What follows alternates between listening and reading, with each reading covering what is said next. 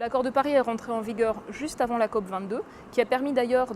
d'avancer sous forme de petits pas précis, parfois techniques, vis-à-vis du contenu de cet accord, de sa mise en œuvre, avec un prochain rendez-vous important en 2018 pour un dialogue des parties de l'accord sur le climat, et puis en 2023 avec un inventaire global qui fera le point sur l'effort accompli, l'effort qui reste à accomplir et la trajectoire sur laquelle on se situe en termes d'évolution future du climat et des engagements des différents pays.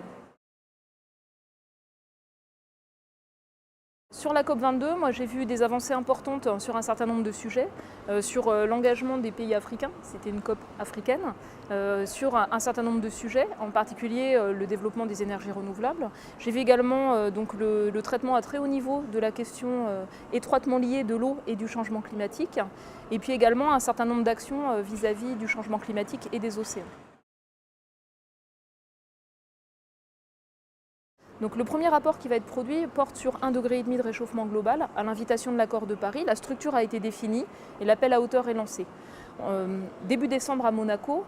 on va avoir une réunion de cadrage qui va permettre de définir la structure d'un deuxième rapport spécial sur les océans et les glaces, la cryosphère, avec le contexte du changement climatique. Je voulais aussi mentionner le fait que le GIEC va participer à l'organisation d'une grande conférence scientifique